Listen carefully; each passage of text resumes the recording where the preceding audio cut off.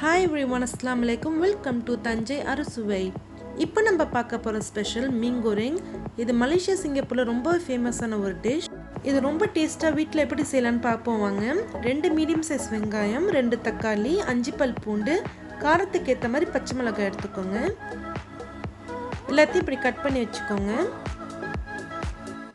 முளைக்கட்டின பயிர் எடுத்துக்கோங்க. இது மீன் கோரிங்க்கு நல்ல ஒரு ஃப்ளேவர் கொடுக்கும். ஸ்கிப் பண்ணிடாதீங்க. மலேசியா சிங்கப்பூரில் எல்லா மார்க்கெட்ஸ்லேயும் கிடைக்கும்.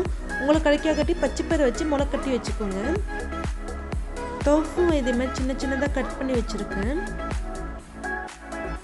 மீன் கோரிங்க்கு இந்த கடுகு கீரை சேர்ப்பாங்க. இந்த இலை நல்லா பெருசாக இருக்கும். இது எல்லா சூப்பர் மார்க்கெட்ஸ்லேயும் கிடைக்கும்.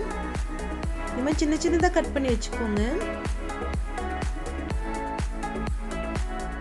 மீன் கோரிங்க்கு ஃபிஷ் கேக் சேர்க்க போகிறேன். இது நல்லா டேஸ்ட்டாக இருக்கும். உங்களுக்கு இது கிடச்சிச்சின்னா சேர்த்துக்கோங்க, இல்லாட்டி பரவாயில்ல ஸ்கிப் பண்ணிடுங்க. சில்லி பேஸ்ட் எடுத்துருக்கேன். உங்கள் காரத்துக்கு ஏற்ற மாதிரி சில்லி பேஸ்ட் அரைச்சி வச்சுக்கோங்க. ப்ரான்ஸ் எடுத்துருக்கேன்.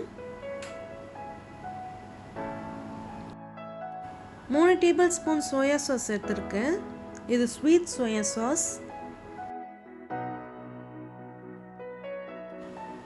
முட்டையை ஒரு பவுலில் உடச்சி ஊற்றி அதில் கொஞ்சமாக உப்பு சேர்த்து அதை நல்லா பீட் பண்ணி வச்சுக்கோங்க.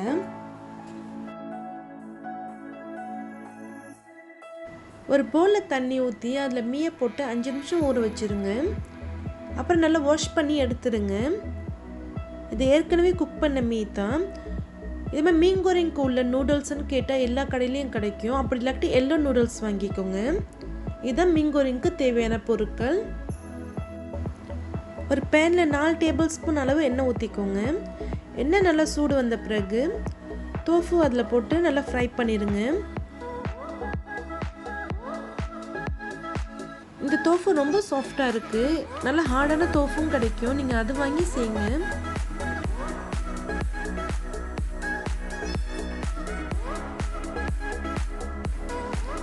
இதே மாதிரி ஃப்ரை பண்ணி எடுத்துக்கோங்க.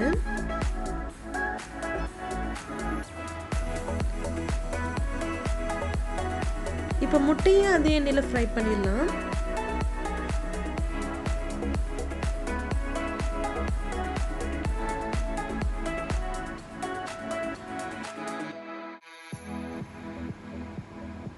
இதே மாதிரி முட்டையை நல்லா கொத்திக்கோங்க. முட்டையும் ரெடி ஆயிடுச்சு. இப்போ மீன் கோரிங் எப்படி செய்யலான்னு பார்ப்போம் வாங்க. இதே மாதிரி பெரிய பேனில் தான் மீன் கோரிங் செய்வாங்க. மிக்ஸ் பண்ண ஈஸியாக இருக்கும். 5 டேபிள் ஸ்பூன் அளவுக்கு எண்ணெய் சேர்த்துக்கோங்க. அதில் பூண்டை சேர்த்துருங்க.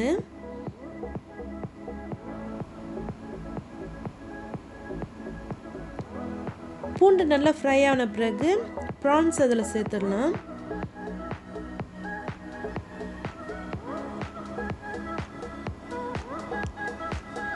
ஃபஸ்ட்டு ப்ரான்ஸ் நல்லா குக் ஆகிட்டும்.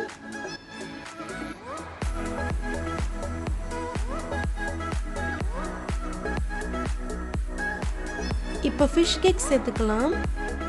இதில் முள் எதுவும் இருக்காது. நல்லா ஃப்ரை பண்ணிக்கோங்க. அப்புறம் ஃபிஷ் கேக் ப்ரான்ஸ் சேர்க்காட்டி நீங்கள் சிக்கன் கூட சேர்த்துக்கலாம். அதுவும் டேஸ்ட் ரொம்ப நல்லாயிருக்கும். இப்போ வெங்காயம் சேர்த்துக்கலாம். வெங்காயத்தை நல்லா வதக்கிக்கோங்க.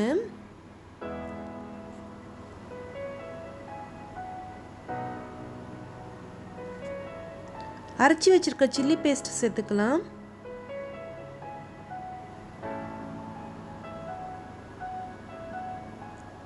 சில்லி பேஸ்ட்டை பச்சை வாசனை போகிற வரைக்கும் நல்லா வதக்கிக்கோங்க.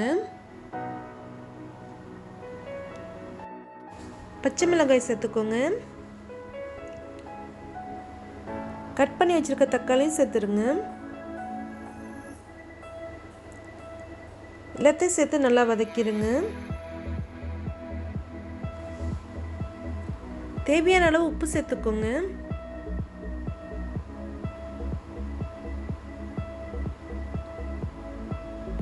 இந்த முளைக்கட்டின பயிரை சேர்த்துடலாம். இது நல்ல ஃப்ளேவர் கொடுக்கும் மீன் கோரிங்க்கு.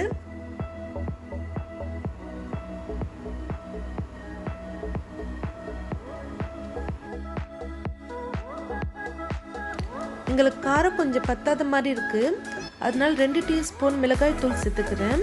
உங்களுக்கு சில்லி பேஸ்ட்டோட காரம் போதுன்னா அது சேர்க்க வேணாம். 1 டீஸ்பூன் பாபாஸ் கறி மசாலா தூள் சேர்த்துக்கிறேன். இது நல்ல ஃப்ளேவர் கொடுக்கும். உங்களுக்கு வேணாக்கட்டி ஸ்கிப் பண்ணிடுங்க. மசாலோட பச்சை வாசனை போகிற வரைக்கும் நல்லா வதக்கிக்கோங்க. இந்த ஸ்டேஜில் முட்டையை சேர்த்துக்கலாம். நல்லா மிக்ஸ் பண்ணிடுங்க. டோஃபு சேர்த்துக்கோங்க.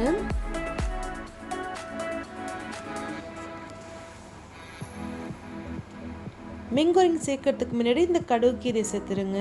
கடைசியாக சேர்த்தா போதும். இது நல்லா சீக்கிரமாகவே வெந்துடும்.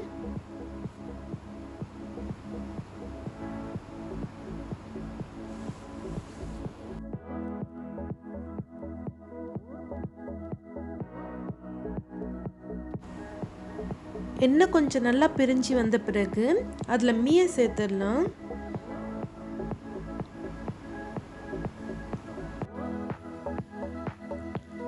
நல்லா மிக்ஸ் பண்ணிடுங்க.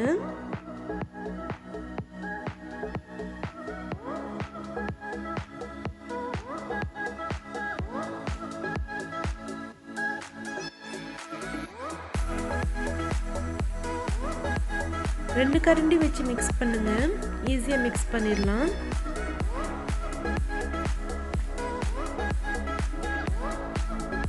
சின்ன கப்பில் 1 கப் தண்ணி சேர்த்துக்கோங்க. தண்ணி இது மாதிரி சேர்த்து மிக்ஸ் பண்ணால் மீன் நல்லா சாஃப்டாக வெந்துடும்.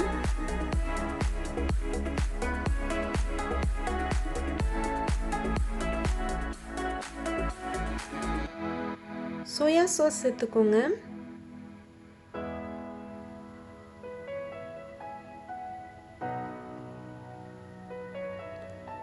நல்லா மிக்ஸ் பண்ணிடுங்க.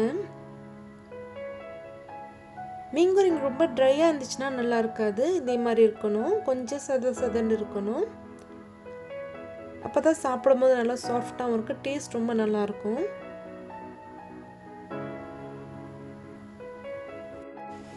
ரெஸ்டாரண்ட் ஸ்டைல் மீன் கோரிங் ரெடி ஆயிடுச்சு. இது மாதிரி செஞ்சு வைப்பாங்க, டேஸ்ட் ரொம்ப நல்லாயிருக்கும். நீங்களும் உங்கள் வீட்டில் இது மாதிரி செஞ்சு சாப்பிட்டு பாருங்கள், ரொம்ப நல்லாயிருக்கும்.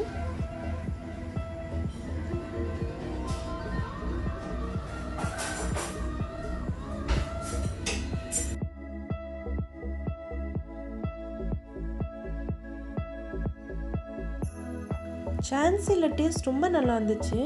நீங்களும் உங்கள் வீட்டில் இதுமாதிரி செஞ்சு பாருங்கள். செஞ்சு பார்த்துட்டு உங்கள் ஃபீட்பேக்ஸ் எனக்கு சென்ட் பண்ணுங்கள். உங்களுக்கு இந்த வீடியோ பிடிச்சிருந்துச்சுன்னா லைக் பண்ணுங்கள், உங்கள் ஃபேமிலிஸ் அண்ட் ஃப்ரெண்ட்ஸ் கூட ஷேர் பண்ணுங்கள். மறக்காமல் தஞ்சை அரசுவை சேனலை சப்ஸ்கிரைப் பண்ணுங்கள்.